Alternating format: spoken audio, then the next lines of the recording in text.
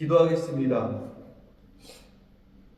사랑과 은혜가 많으신 하나님, 오늘도 우리에게 귀한 새날을 허락하여 주심을 감사합니다.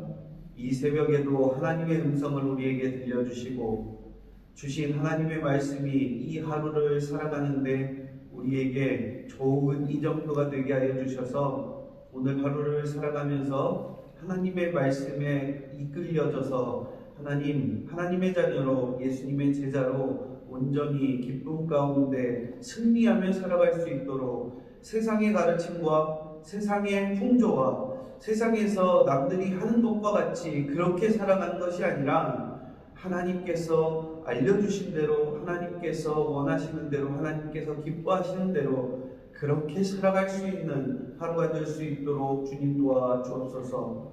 오늘도 주시는 말씀을 마음에 깊이 새겨서 하나님께서 내게 어떤 말씀을 하시는지 귀 기울여 듣고 하나님의 음성을 듣는 귀한 은혜의 시간 될 수 있도록 주여 도와주옵소서. 사랑받으신 예수님의 이름으로 기도드립니다. 아멘.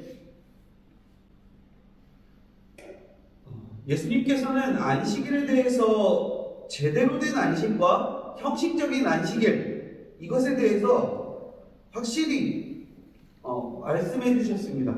그러니까 형식적으로 뭔가 되게 많은 규칙들을 정해서 안식일을 잘 지키고자 나름 노력했던 그 바리새인들이 지켰던 여러 가지 세부 규칙들, 그런데 그 규칙들 지키는 게 과연 진짜 하나님의 뜻에 맞느냐라고 정식으로 그들의 그 규칙들을 하나하나 무의미하다는 것을 말씀을 해주시면서 안식일이 무엇인지에 대해서 명확하게 다시 한번 정리를 해주셨습니다. 그러면서 참된 안식일의 목적, 하나님의 뜻, 그럼 그걸 어떻게 분별하느냐, 그 하나님의 기준, 이것에 대해서 명확하게 설명을 해주셨습니다. 우리가 그걸 어제 새벽에 살펴봤죠. 그런데 이 예수님께서 말씀해 주셨던 이 기준, 하나님의 뜻, 이것은 안식일뿐만 아니라 다른 곳에도 확대해서 적용할 수 있는 너무나 쉽고 명확한 가르침이었습니다. 하나님께서 기뻐하시냐, 기뻐하시지 않느냐, 이걸 가지고 우리가 판단해 볼 수 있는 거죠. 그렇지만 이렇게 쉽고 명확한 이 가르침을 들었던 바리새인들은 어떻게 했습니까? 이렇게 하면 되겠구나 하고 깨달아 알았던 것이 아니라 예수님을 죽이려고 논의하기 시작했죠. 이런 상황을 아셨던 주님은 그 자리를 피하셨지만 무슨 말이에요? 이 바리새인들이 예수님을 죽이려고 논의한다는 것을 아셨던 거예요. 그럼에도 예수님께서 그 가르쳐 주셨던 기준은 명확했고 예수님은 하나님의 뜻과 이 기준에 맞게 행동하셨습니다. 예수님을 죽이려고 하는 사람들이 있었음에도 불구하고 예수님이 그 자리를 피하셨고 새로운 자리에 가셨음에도 불구하고 그곳에서도 여전히 예수님을 죽이려고 하던 자들도 쫓고 있었어요. 그런데 그 자리에 동일하게 예수님의 도우심과 예수님의 치료와 예수님의 병고침이 필요한 사람들이 나타났을 때 지금 그런 병고침이 필요한 사람들을 고치고 눈먼 자들을 고치시고 그리고 귀신 들린 자를 귀신을 내쫓아 주시는 이러한 일들을 자꾸 꼬투리 삼아서 예수님을 죽이려고 하는데 그들을 고치는 것 자체가 하나님께서 기뻐하시는 일이요 하나님의 뜻에 맞는 일이기 때문에 누가 예수님을 죽이려고 하는 그 상황에서도 예수님은 그들을 치료하시고 귀신을 내쫓고 고치시는 겁니다. 그러니까 오늘 본문이 시작되는 22절 한번 볼까요? 뭐라고 시작하냐면 그때에 라고 시작합니다. 여전히 예수를 죽이려고 의논하고 있는 상황이 계속 이어지는 것이죠. 그리고 그때 예수님께서 뭘 하십니까? 귀신 들려서 눈 멀고 말 못하는 사람들을 데리고 오니까 그냥 또 고치세요. 이런 일들, 귀신 들린 사람들을 고치는 일들이 계속 예수님을 죽일 이유가 되고 있지만 예수님은 명확한 기준, 하나님의 자비하심, 제사를 원하지 않고 자비를 원한다라고 하셨던 그 하나님의 뜻과 기준, 우리를 사랑하시는 그 마음을 이 땅에서 전하고 실천하시기 위해서 이때도 자신의 목숨보다 자신의 안위보다 하나님의 뜻을 행하고 실천하시는 게 훨씬 더 우선이셨던 분이 예수님이셨습니다.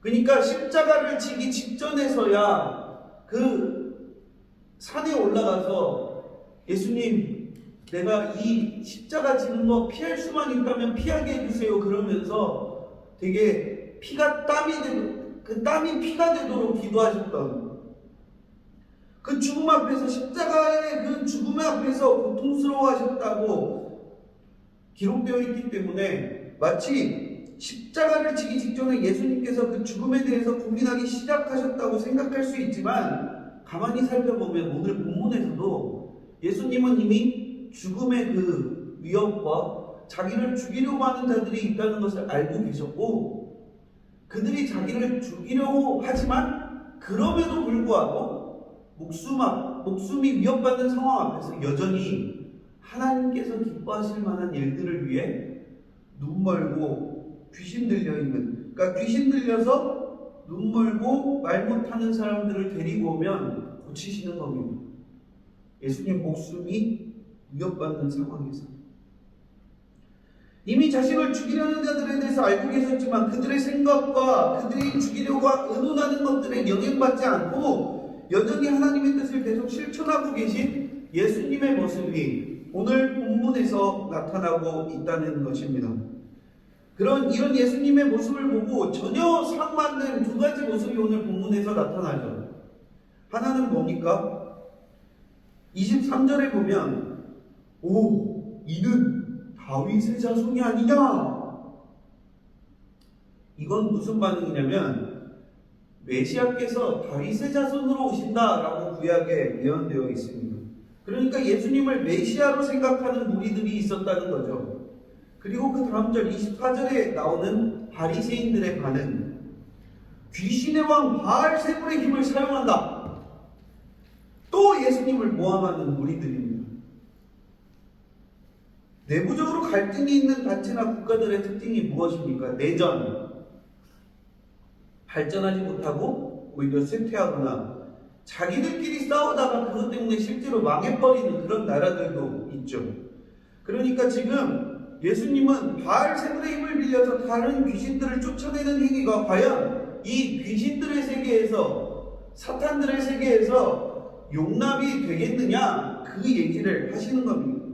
계속 예수님이 바알세불이나 강력한 귀신의 능력을 사용하는 사악한 존재로 몰아가서 모함하고 뭔가 명분을 찾고 죽일 구실을 만드는 이런 바리새인들의 모함 앞에서 예수님이 꿈쩍도 하지 않으시는 거죠. 오히려 이런 모함을 반박하시면서 당신이 하나님의 아들이시다, 그거를 더 확실하게 선포하고 계시는 거예요.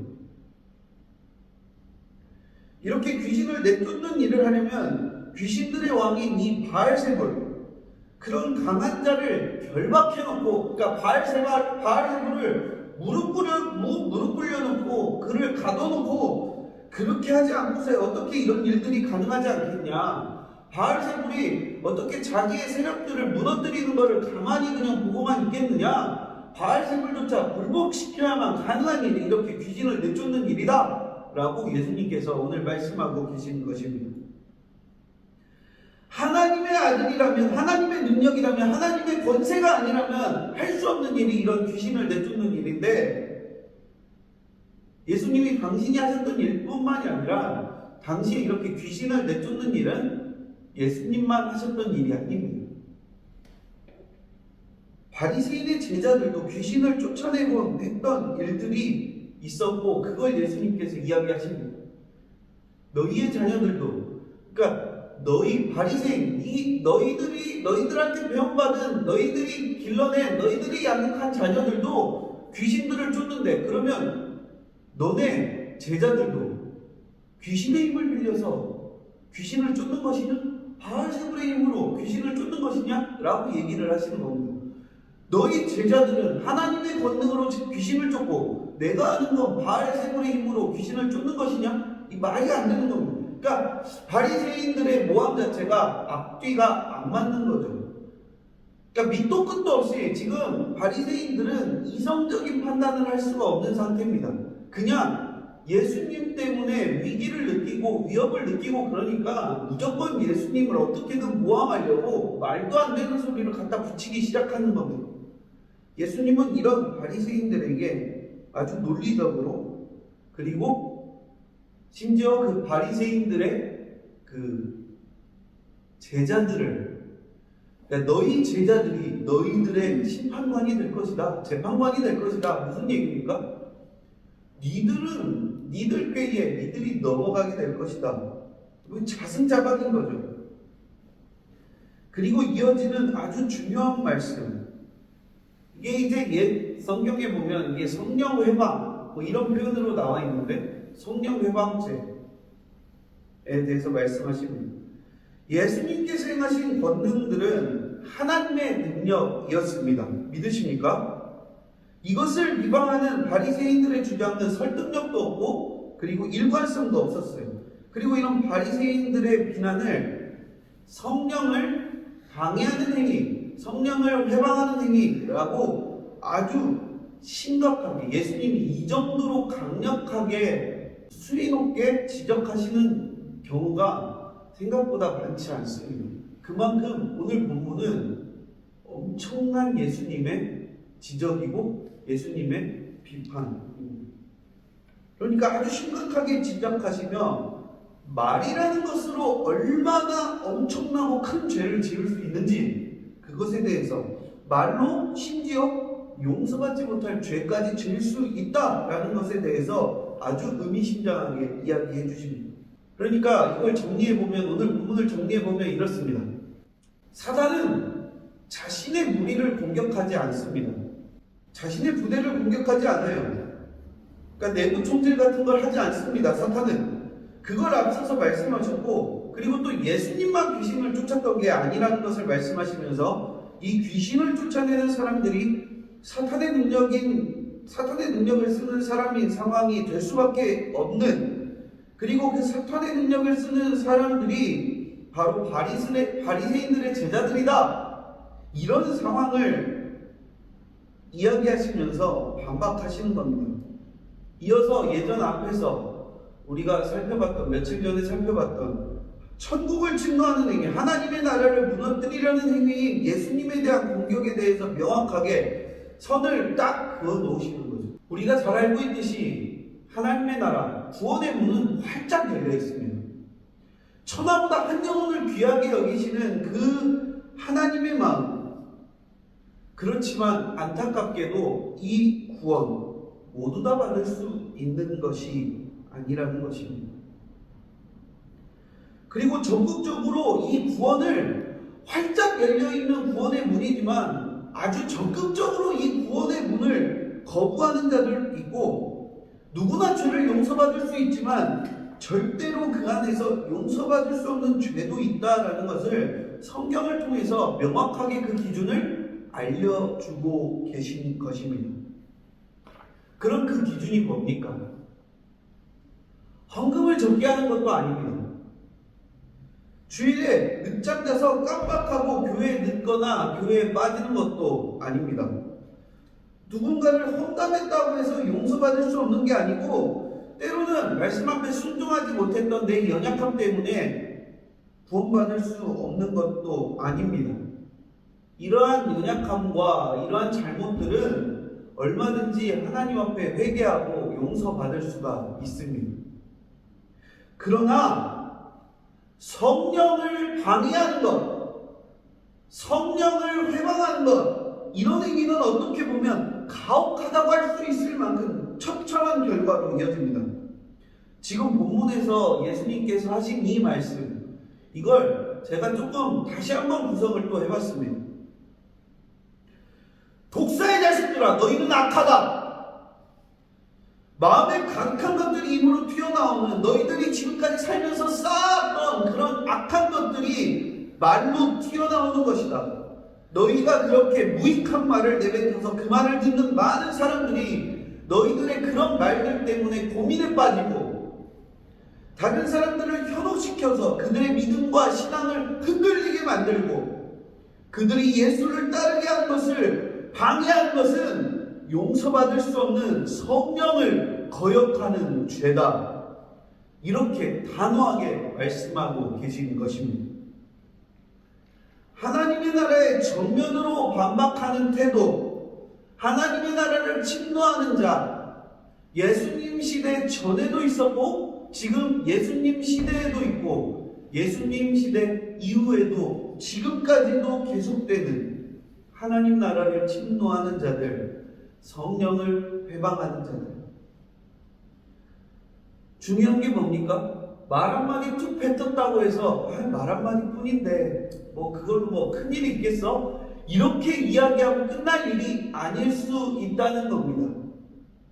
내가 내뱉은 그 한마디 툭 뱉은 말로 인해서 연약한 사람이 복음의 문턱 앞에서 갈등하게 만든다면 이것이 성령을 방해하는 일이라는 거죠. 고민에 빠지게 만드는 행위들, 그냥 그저 툭 내뱉은 한마디 말뿐이라면서 가볍게 여기고 넘어갈 일이 아니라고 명확하게 그 한마디의 무게에 대해서 경고하고 책망하고 지적하고 계신 것입니다. 말 한마디는 그 사람이 어떤 사람인지를 결정하는 아주 명확한 기준이 됩니다. 오늘 본문에서 나오는 무익한 말도 심지어 심판을 가르는 기준이 될 수 있다라고 이야기하고 계십니다. 우리 속담에 보면 말 한마디에 천냥빚 갚는다 그런 이야기가 있죠. 차라리 말 한마디로 천냥빚 갚고 천냥빚 지고 이러면 다행이죠. 이건 생사를 가르는 정도를 넘어서 영원한 나라와 영원한 생명에 들어가느냐 마느냐 여기에 영향을 끼칠 수 있다라는 것입니다. 말 한마디로 말이죠. 그런데 이 말이 어떤 말이냐라고 예수님께서 정확하게 정리해 주십니다. 이 말은 그냥 단지 툭 나오는 게 아니라 이렇게 나오는 한마디는 그동안에 자신의 가치관이 그 안에 담겨져 있고 그동안 자신이 쌓아온 생각이 담겨 있고 그 사람의 삶이 녹아져 있고 그 사람 자체가 꾸준히 쌓이고 쌓여서 나온 것이라는 것을 예수님은 알고 계셨습니다. 그 쌓아온 것에서 선한 것이 나오든 악한 것이든 나온다고 말씀하고 계시는 것입니다. 말씀을 맺습니다. 과연 오늘 우리에게서 나오는 것들은 어떤 것들입니까? 그동안 쌓아온 선한 것들로 내 입에서 선한 것들이 나오고 있습니까? 쌓아온 악한 것들이 내 입을 통해서 악한 것들로 나오고 있습니다. 분명하게 말씀하십니다. 나의 말로 의롭다함을 받고 나의 말로 악한 것을 내뱉고 나의 말로 정죄함을 받는다고 예수님께서 오늘 말씀하고 계십니다. 사람은 잊을 수 있습니다. 사람은 잊을지 몰라도 하나님은 잊지 않으시고 기억하십니다. 그런 하나님 앞에서 하나님의 나라를 세우고 예수님을 믿게 하는 말을 내뱉고 결국에는 하나님 앞에서 의롭다함을 받는 저와 본머스 푸른나무교회 성도님들이 되시기를 예수님의 이름으로 간절히 축복합니다. 기도하겠습니다. 하나님 감사합니다. 위기의 순간에 보이는 모습이 진짜 모습이라는 것을 오늘 본문에서 다시 한번 보게 됩니다. 예수님은 이 위기의 순간에도 하나님의 뜻을 실천하셨고 바리새인들은 그렇게 율법을 지키는 규칙들을 만들고 지키고 가르쳐 왔지만 위기의 순간에 심지어 하나님의 나라를 성령을 회방하는 자로 예수님께 정죄함을 받습니다. 우리도 좋은 시절에 평화로운 시기에 문제가 없는 시기에 웃고 멋진 모습을 보이는 것은 어렵지 않음을 잘 알고 있습니다. 이때에는 모두 멋진 크리스찬처럼 보이는 게 참 쉽습니다. 그러나 어떤 위기, 어떤 문제, 어려움이 찾아오면 그 순간 드러난 것이 정말 내 모습이고 내 실력이고 내 신앙이라는 것을 오늘 다시 한번 말씀을 통해 깨닫게 됩니다. 그리고 그 앞에 내 연약함이 드러난다면 하나님 앞에 진실하게 인정하고 회복하기 위해 몸부림치는 그런 은혜를 하나님 허락하여 주옵소서. 그러나 회개조차 허락하지 않는 성령을 회방하는 자리까지 혹여나 나가지 않도록 성령님께서 오늘 하루를 살아가는 우리에게 선한 것을 쌓으며 살아가는 내가 되도록 도와주옵소서. 그리하여 선한 것들을 잘 쌓아 선한 것을 내어 의롭다 함을 받을 수 있는 하나님의 백성들이 되게 예수님의 제자들이 되도록 본머스 푸른나무교회 성도님들과 제가 되도록 도와주옵소서. 예수님의 이름으로 기도합니다. 아멘.